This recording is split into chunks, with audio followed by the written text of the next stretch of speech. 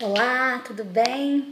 Hoje nós estamos aqui para falar sobre a produção escrita e o desenvolvimento da leitura. Já vimos como é que se dá a alfabetização, como é que o aluno aprende a ler e escrever, quais os requisitos para a alfabetização, as fases da escrita, as fases da leitura. Agora nós vamos ver essa questão da produção escrita, como é que o aluno começa a produzir alguma coisa escrita, a escrever mesmo efetivamente, e como é que ele desenvolve a leitura, ganha fluência de leitura. Bom, uma coisa que a gente tem que pensar é que o ritmo de construção do conhecimento ele é particular e individual. Cada criança tem o seu ritmo próprio e cada criança vai aprender de um jeito. Então não dá pra gente ficar comparando uma criança com o seu coleguinha, com o vizinho. Então, porque fulaninho já lê e o beltraninho não lê. Não dá pra gente comparar. Cada um vai instalar numa maneira, cada um vai instalar num momento e cada um vai ter o seu ritmo próprio. Então, a aprendizagem, ela não acontece de forma linear, de forma padronizada. A gente tem uma estimulação, a gente tem uma metodologia, mas cada aluno vai no seu passo. Então, aprender a ler e a escrever, eles têm que ser processos compartilhados. Então, por isso, precisa muito do apoio do professor, né? Da professora estar ali junto, discutindo a escrita com os alunos, porque a dúvida de um aluno, ela pode ser transformada no desafio de outro aluno. Como assim? Como é que escreve bola? E aí a professora pode jogar para a turma. Como é que escreve bola, gente? E aí um coleguinha vai pensar e vai dizer, é o B com O, ou é só o O, ou é só o B. E isso gera uma discussão na turma, gera um pensamento coletivo. O desafio do bom professor, então, no caso, é encontrar situações em que essa interação, essa troca de conhecimentos e a circulação das informações, elas sejam favorecidas e estimuladas também. Não adianta só a gente favorecer a troca de informação, mas a gente tem que estimular isso também. Então, planejar atividades diversificadas muitas vezes é uma boa opção, mas nem sempre essa opção é viável, porque às vezes nas escolas você não tem como dar atividades diversificadas. Mas quando for possível é uma boa, porque faz com que os alunos eles pensem mais, quem acaba mais rápido tem outra coisa para fazer, e você pode sentar com o grupo e discutir mais com eles, dar uma atenção maior para esse grupo. Eu quero que vocês prestem atenção numa frase que eu vou mostrar aqui, e eu quero ver se vocês conseguem entender essa frase. Vocês conseguem ler essa frase? O que está escrito aqui?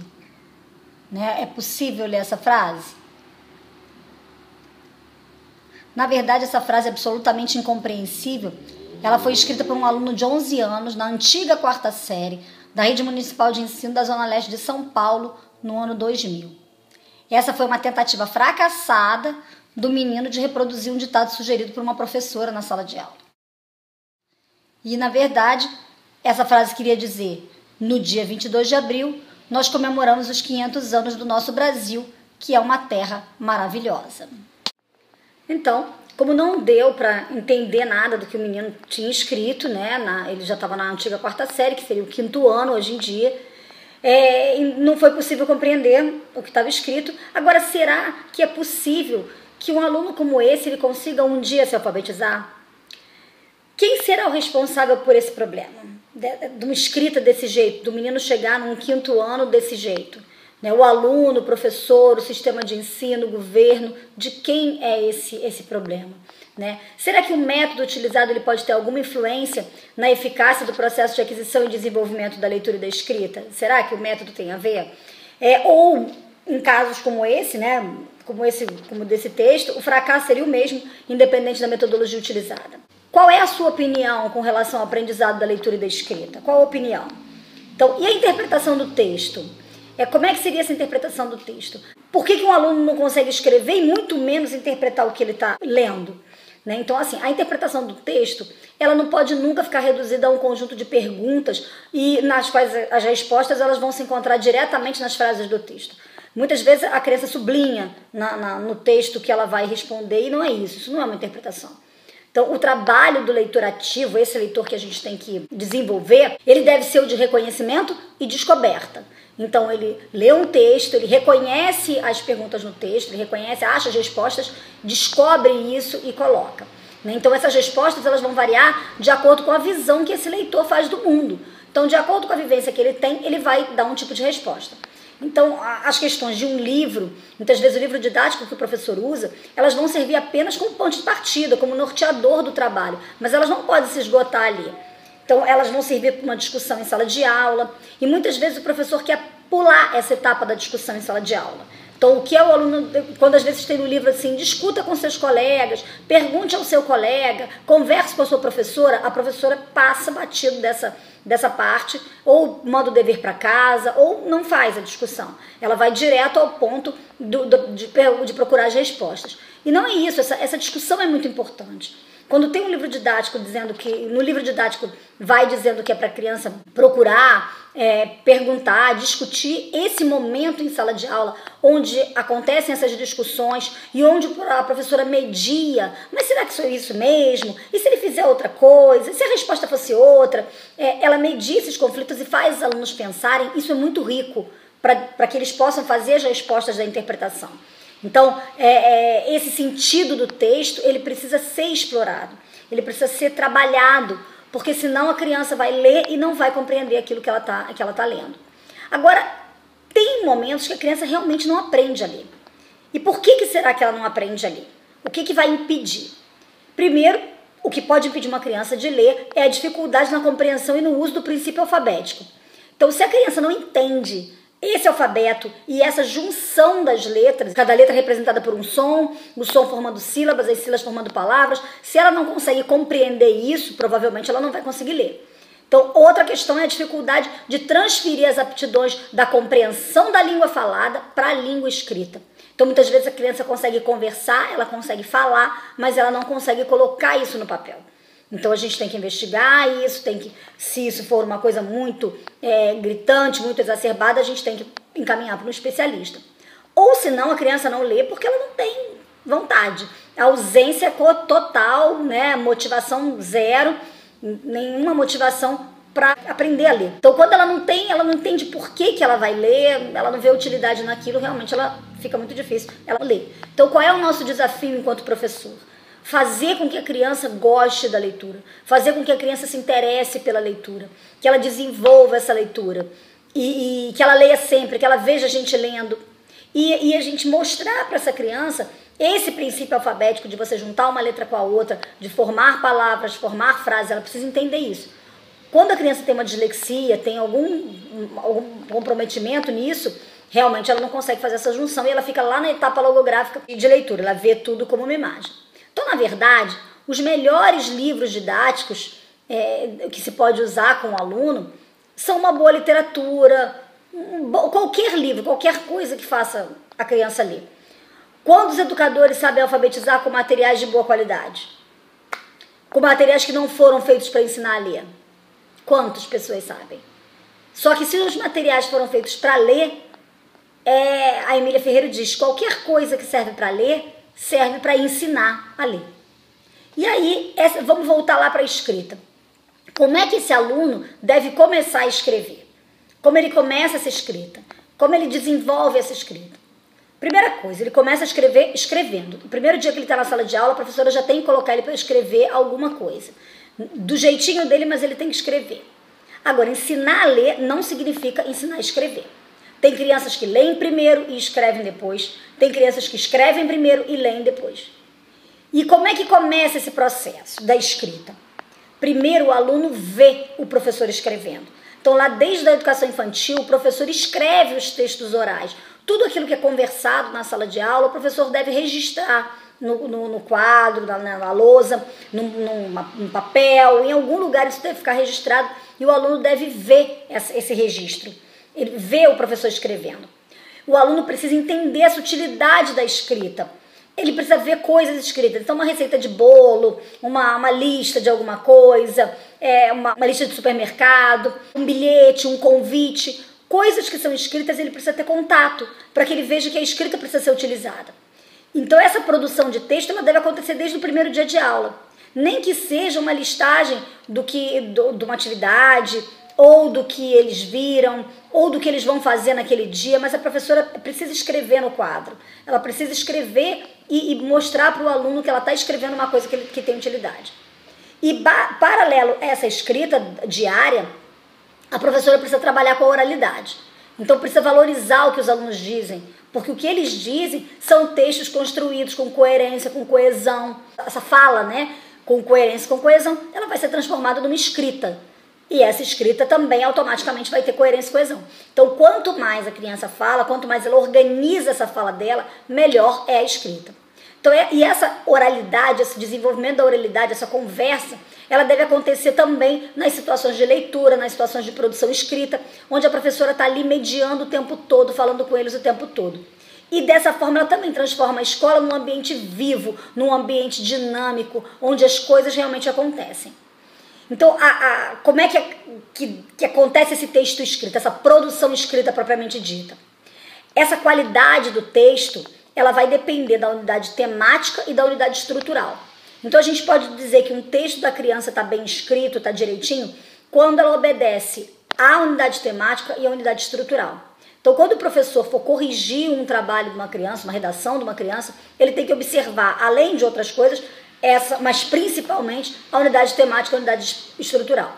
O que seria a unidade temática? Seria a criança desenvolver o tema. Então, se ela está falando do cachorro, a história dela tem que ter o cachorro do início ao fim. Ela tem que se desenvolver em torno de um cachorro. A unidade estrutural é se tem início, meio e fim. Se a história começa com a introdução do assunto, aquele assunto se desenvolve e aquele assunto termina, é concluído. Então, se a criança consegue escrever em cima de um determinado tema, com início, meio e fim, o texto dela já está 90% desenvolvido.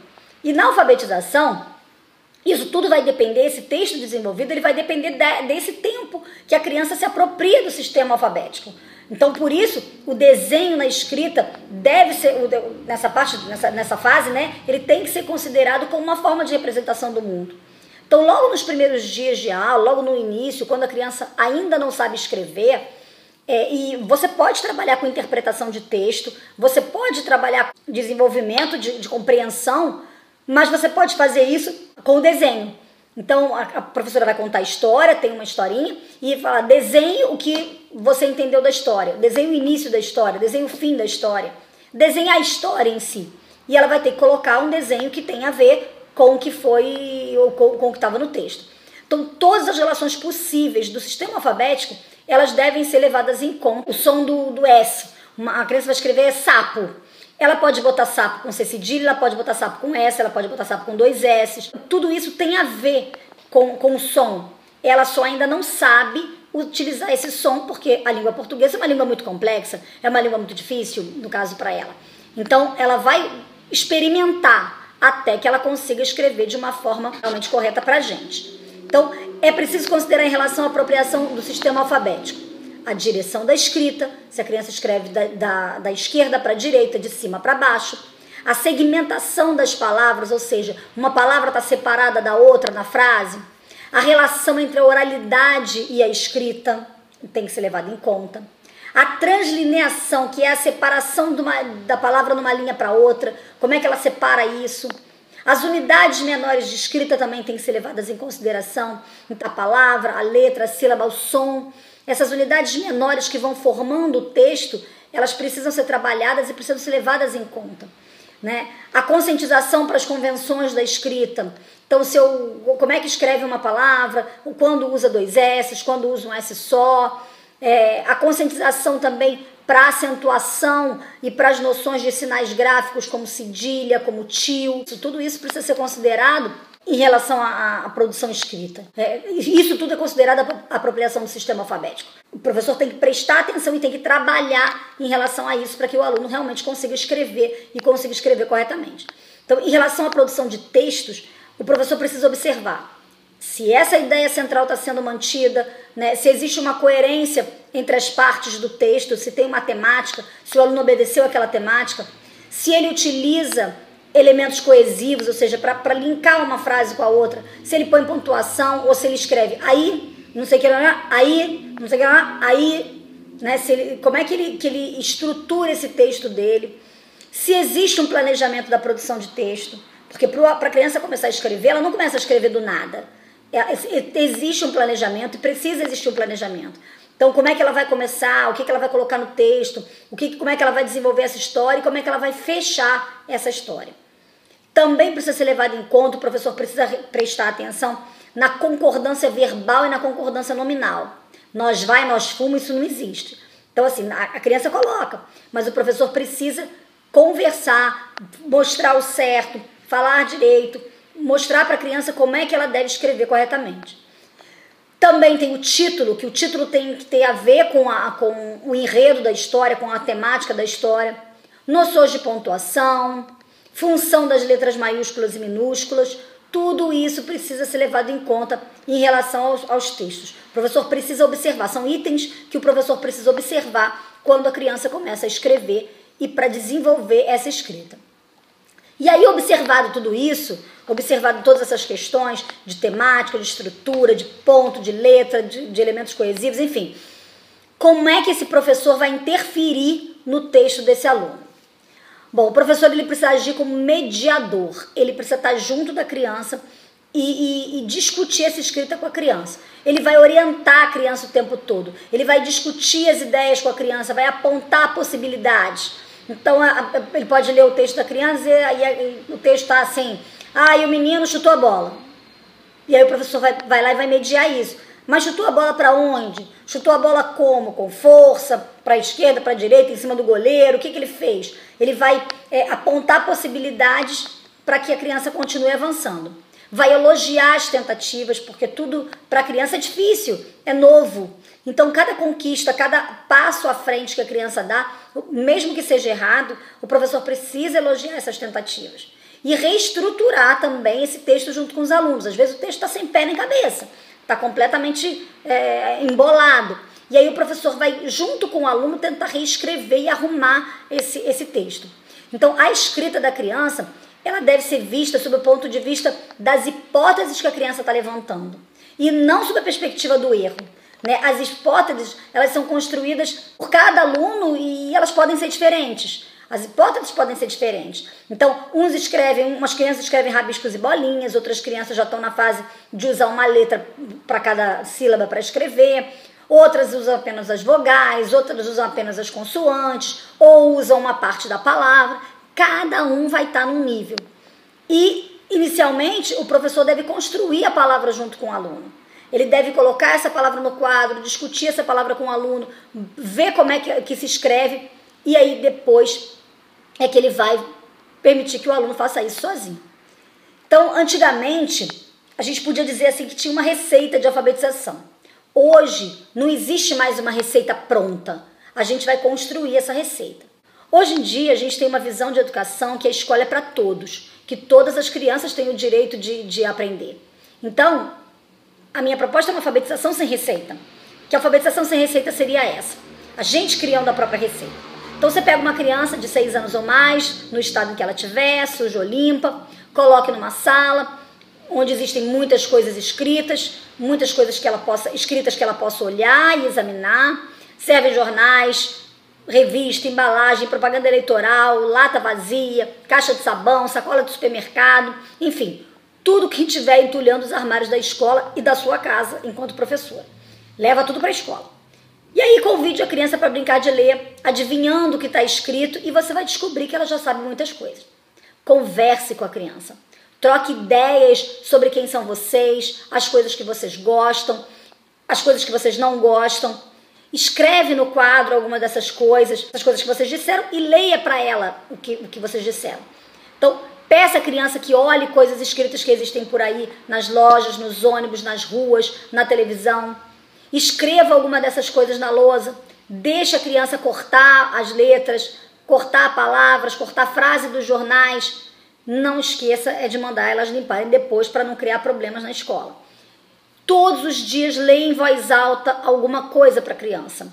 Alguma coisa interessante. Pode ser uma historinha, uma poesia, uma notícia de jornal, uma piada, uma letra de música, uma adivinhação. Mostra para a criança alguns tipos de coisas escritas que talvez ela não conheça, como, por exemplo, um catálogo de telefone, um dicionário, um telegrama, uma carta, um bilhete, um livro de receitas de cozinha, por exemplo. Desafie a criança a pensar sobre a escrita. E pense a escrita você também. Quando a criança estiver tentando escrever, deixe essa criança perguntar ou ajudar um coleguinha. Não se apavore se a criança estiver comendo letras. Até hoje nunca houve caso de indigestão alfabética. Acalme a supervisora e a diretora se elas ficarem alarmadas, mas invente a sua própria cartilha. Use a sua imaginação, a sua capacidade de observação, a sua capacidade de ensinar a ler. E leia e estude você também. A alfabetização ela não tem receita, mas ela tem princípios. E que princípios são esses? A primeira coisa é que não existe um único método que deva ser seguido passo a passo para alfabetizar. Então, não é preciso a gente começar pelo mais fácil para depois ir para o mais difícil. Essa facilidade é muito relativa. Às vezes o que é difícil para a gente, para a criança é fácil. O que a gente acha que a criança não vai entender, ela vai entender, ela já entendeu. Então, assim, não é necessariamente começar do mais fácil para o mais difícil. A gente precisa dar uma atenção especial porque é mais complexo, mas não necessariamente fácil e difícil. O texto, ele acaba sendo a base do trabalho. Você parte do texto. Você parte de uma música, você parte de uma história, você parte de alguma coisa maior e aí desse texto você vai desenvolver uma série de coisas. Cada aluno ele pensa sobre a língua e reconstrói essa língua de acordo com as suas próprias vivências. Então, baseado no que o aluno vivencia, ele vai desenvolver a sua vida, a sua escrita, a sua leitura. Então, esse processo de construção, ele não é só da criança, mas ele é também do professor. E o professor ele precisa ter objetivos muito claros, objetivos muito pertinentes. Ele precisa ter objetivos muito definidos, muito claros e muito definidos, para que ele consiga fazer o aluno avançar. E os princípios básicos que vão nortear todo o processo de aquisição da leitura e da escrita. Então, o professor ele tem que ter objetivos claros e definidos e entender os princípios para a boa alfabetização, para que tudo dê certo. Então, o primeiro princípio da alfabetização é que existe um relacionamento entre a visualização de textos escritos, a audição de leituras variadas e a reflexão sobre a produção escrita e a produção de textos próprios. O que seria isso? Você tem que relacionar o que ela vê e o que ela ouve. Então, ela tem que ver bastante textos escritos, ela tem que ouvir o professor lendo muito, para que depois ela consiga refletir sobre tudo isso e consiga escrever com autonomia e consiga escrever sozinha. Então, isso é um trabalho de anos. Lá da educação infantil, ela já vai visualizando o professor escrever, ela já vai ouvindo o professor ler, e aí, ao longo do tempo, ela vai começando a produzir os dela, o professor trabalhando, mediando esse processo de produção da escrita, até que ela consiga escrever sozinha. Então, o segundo princípio, a leitura é uma interação entre o sujeito e o texto. Então, portanto, o sentido do que é lido é fundamental. Então, essa interação entre a pessoa que está lendo e o texto é que dá sentido a tudo. Então, para eu conseguir interagir com esse texto, eu preciso compreender o que eu estou lendo. Simplesmente ler mecanicamente não vai ser uma leitura. Então, terceiro princípio, os textos escritos eles devem aparecer exercendo diferentes funções e servindo para muitos usos. Então, quando você trabalha com texto, quando a criança escreve um texto, aquele texto vai servir para alguma coisa. Qual é a função daquele texto? A criança precisa ver a função daquele texto. Então, qual é o uso que vai ter aquele texto? Serviu como uma receita do bolo, serviu como um convite, um bilhete para avisar alguém de alguma coisa. Então, qual é o uso daquilo? Quarto princípio, palavras, frases, textos, eles devem aparecer de forma significativa dentro de uma situação que possa ser vivenciada pela criança. Então, não adianta palavra solta, frase solta, mas aquilo tem que estar contextualizado, tem que ter um contexto, tem que ter um sentido para a criança, ele tem que aparecer dentro de alguma coisa. Quinto princípio, livro didático, lousa, caderno, folha, são recursos que o professor vai usar para dar aula, mas eles não são os únicos recursos. O professor não pode ficar preso ao caderno, ao livro didático, ao quadro. Ele tem que fazer jogos, ele tem que mexer com essas crianças, eles têm que cantar, eles têm que fazer atividades fora, tem que fazer outras coisas. Não pode ficar presa à sala de aula, a caderno, a livro. Precisa disso? Precisa. É um recurso? Mas não é o único recurso. Tem que ser usado outra coisa. Sexto princípio para uma boa alfabetização. A aula precisa ser planejada, alternando atividades coletivas com atividades individuais. Então, ora o aluno faz alguma coisa junto com os outros, ora ele faz individualmente. atividades em duplas e atividades em pequenos grupos. Então, hora ele faz com o colega, hora ele faz com algum outro grupinho. Atividades com leitura, com atenção, com reflexão, com ação, né? Alternando com outras de registro, ou seja, de produção. Então, a professora vai trabalhar alguma coisa que o aluno tenha que ler, que tenha que prestar atenção, que tenha que refletir sobre aquilo que ele está lendo, ou fazer uma atividade, ou agir, né?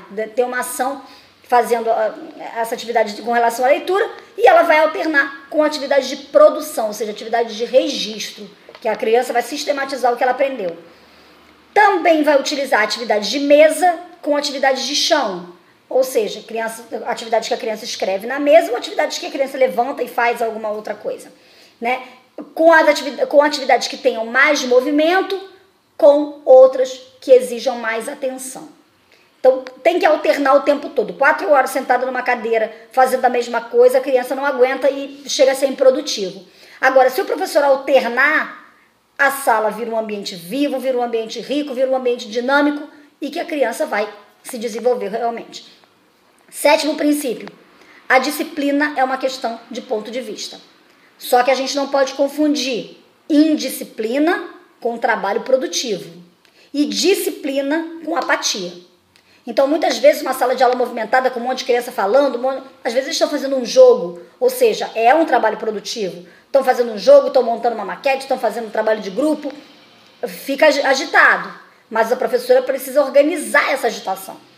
E, muitas vezes, uma disciplina, uma sala de aula toda comportada, todo mundo sentadinho olhando, é simplesmente apatia. Eles não estão produzindo nada. Então, a questão da disciplina é uma questão de ponto de vista, ela pode ser organizada, mas não necessariamente uma turma disciplinada é aquela turma com todo mundo sentadinho olhando para a cara do professor. Né? 8º princípio. É importante que a criança participe todos os dias de quê? De atividades que exijam autonomia de pensamento, de atividades coletivas, individuais, em pequenos grupos, onde ela possa ler, escrever, jogar, pesquisar, ou seja, aplicar as suas experiências, aplicar aquilo que ela está aprendendo, né? Tem que participar também de produções de texto de escrita espontânea, ou seja, escrever do jeitinho dela. Produção de texto não necessariamente precisa ser uma redação, mas uma frase já é uma produção. Então ela precisa participar também de atividade de reflexão sobre a língua escrita, como é que escreve isso, como é que escreve aquilo. Jogos, brincadeiras, atividades criativas. Precisa participar da organização e do planejamento e da arrumação da sala. Precisa participar da organização, do planejamento e da arrumação da sala. A arrumação da sala é muito importante. Essa organização da sala vai ajudar a criança a selecionar, a se organizar como pessoa e automaticamente se organizar como aluna também. Precisa participar de momentos de satisfação das suas necessidades fisiológicas, né? No caso, ela precisa comer, ela precisa, né, ir para o recreio brincar, ela precisa ir ao banheiro, beber água, enfim. Esses são princípios básicos para uma boa alfabetização. Então, ou seja, se a criança é estimulada, é desafiada, se o professor planeja corretamente, tem seus objetivos muito definidos, alterna momentos, faz a sala de aula ser um ambiente rico, vivo, dinâmico, onde aquele conhecimento ele é fornecido à criança e ao mesmo tempo é aplicado e é construído junto com a criança, a alfabetização com certeza vai ser um sucesso. Beijo no coração.